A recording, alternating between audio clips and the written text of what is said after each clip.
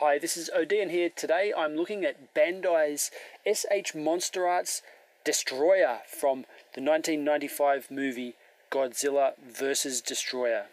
The box that Destroyah comes in is not typical of an S.H.Monsterarts box, and that's because Destroyah is partially disassembled in here.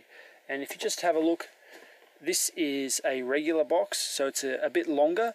Now, with King Ghidorah, they went the way of fitting the whole figure in with no assembly, but that's not what we get here with Destroyah. Here's what we get in the box. We get the Destroyah figure along with his tail. It's pretty easy to plug in. It's just a ball and socket. If you look in there, all you got to do is grab both halves and give it a bit of a hard push, and there you go. So I'm not a huge fan of Destroyah, but I am a huge fan of S.H.Monsterarts. So I bought this figure to support the beautiful artwork which Monsterarts have become. This is my first Destroyah figure, so I've never picked up a vinyl because, as I said, I don't care for the character very much. But this is a beautiful piece, and it does look really hideous in a good way, and it's nice to put on display. Having a close-up of this guy's face, you can see that they have done pretty good justice to the suit. The sculpt is really detailed, quite finely, with each and every little tooth molded and painted perfectly. The horn on the top of the head here, if I just pan up a little bit, that horn is a transparent, translucent piece of plastic, kind of shaded at the top and bottom, but in the middle you can see through it a bit, and that's really nice. One of the things that Monsterarts do so well with their little attention to detail like that. The only kind of nitpick with his face is that the eyes are particularly black looking. So I've got a little bit of light shining here so that they reflect off the eyeballs, but in person the eyes are so dark that you can't pick them out sometimes, and in photos it can make for quite a hard time in getting the eyes to look like they're there at all. The body of Destroyah here is only able to balance really as a tripod, 2 legs plus the tail. So whereas some of the other Godzilla figures could manage a stance like this, kind of a leaning forward stance or running, this guy is nowhere near that balanced and just can't achieve that, which is a little bit disappointing for posing and action poses, but on something this heavy it's not totally unexpected. Now for posing, as I mentioned, he can't, oh, that's not meant to happen. Sometimes with Monsterarts bits and pieces pop off. I found that Destroyah is particularly prone to this, but they always pop back on quite easily. Back to the posability. If you pick him up off the ground, he does have quite a large range of motion in the hip here. His knee is very limited, so what he gains in the hip he loses in the knee, and he has a little bit of jiggle at the foot. The shoulder is this big unit which is also connecting part of the wing on, and we do get 360 degrees around, but you'll see that rotating the shoulder also rotates the wing, so it looks bad to rotate it into this position. So although it's flexible, it doesn't look good to do it. We get this kind of in and out at the arm, which is very limited. Very limited bicep, which does swivel, and pretty much the greatest degree of flexibility is his wrist. So if you want him to grab anything, bending at the wrist is mainly how he's going to accomplish that. At the end of each hand there's these claws, and although it can be hard to see, they do have individually articulated points here which can go in and out. It's limited, but it does help grasp some things sometimes. Apart from that basic motion at the shoulder, we also have this backwards and forwards shrug, which is I think the byproduct of a double ball joint. So if you look at this, you can see that it can go around like that, and if you go too far it does open up a nasty gap here. The neck has a big ball at the bottom, but it's pretty limited. a little bit more on the next layer, and then a third layer with heaps more, and then finally the ball for the head at the top. So in combination, you do get a pretty good range with the overall jointage in the neck. The wing is attached above the shoulder here, and we get pretty good backwards and forwards and up and down, and then more limited at the next joint.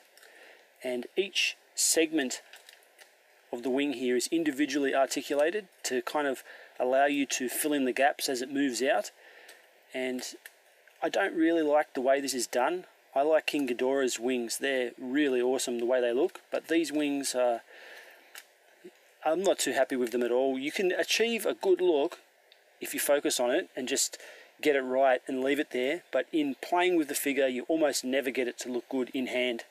And a problem that's even worse than the way it can look with the gaps is the way that they're attached. I'm going to try and disconnect this just to show it, but I don't recommend doing this very often. So this ball joint here is very tiny compared to how big the piece that it holds on is, and each one of the little segments here is attached with a tiny ball joint. It seems really like it's doomed to break eventually, unless you're careful, and I'm not in any way happy with how this part of the wing joins on. It does look good, but looking good sometimes isn't enough in the long run. You'll see that there's a kind of rigidity to the wing once I get it into a certain pose, and that's because there's a groove running down the segments that are meant to slot together. So if you can fit one segment into the next, it does somewhat alleviate the gappiness just by kind of locking those in, but it's not perfect, as you can see. He also has this kind of shrunken secondary wing at the back, which is on its own double ball joint. Apart from that, the only other articulation is in the tail. Now, while it's nowhere near as segmented as Godzilla's tail or King Ghidorah's tail, it is pretty good in comparison to most other action figures. And when you get right to the end, there are these two little claw things which are on their own balls and can be posed however you like.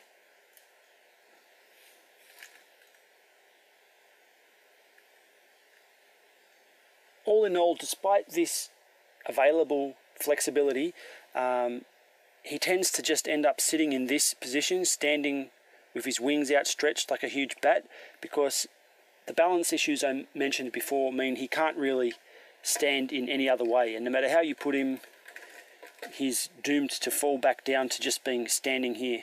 And it's not too bad to have him on a shelf. He is a little bit playable, but because of this limitation, not as fun as Godzilla, Burning Godzilla, who is his counterpart. Speaking about Burning Godzilla, here he is, as a size comparison. So appropriately, Destroyah is much bigger and heavier than Godzilla.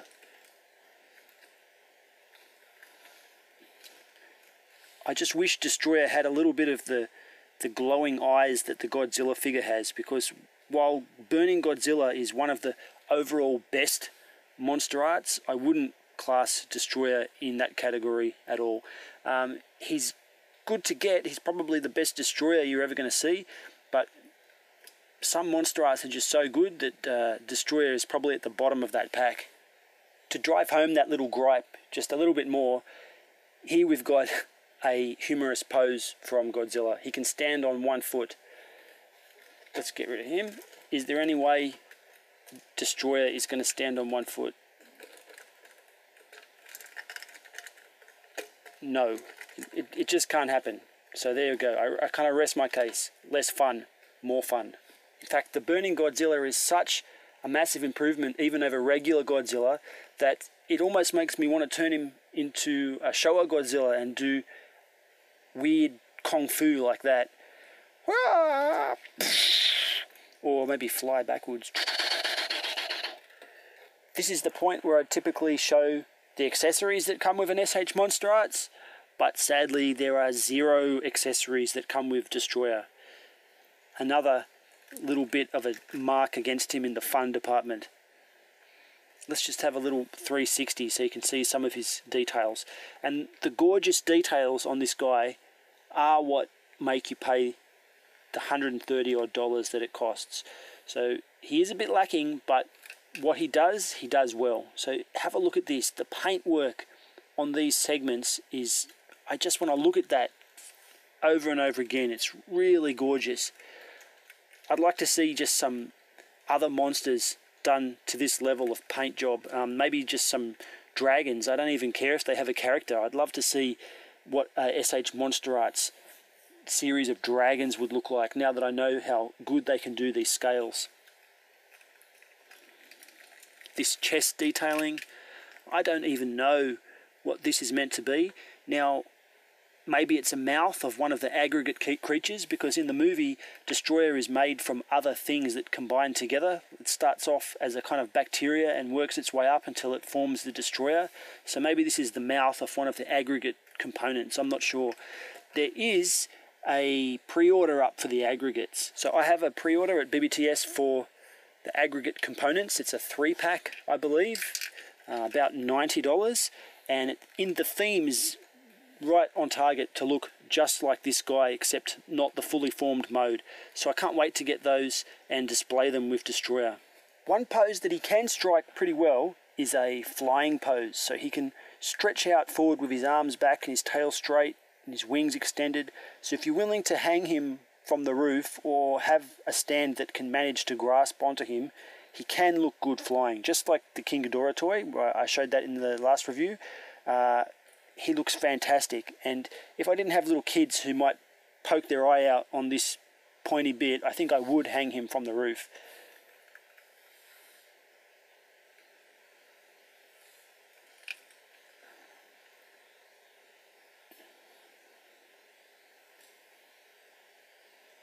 My final thoughts.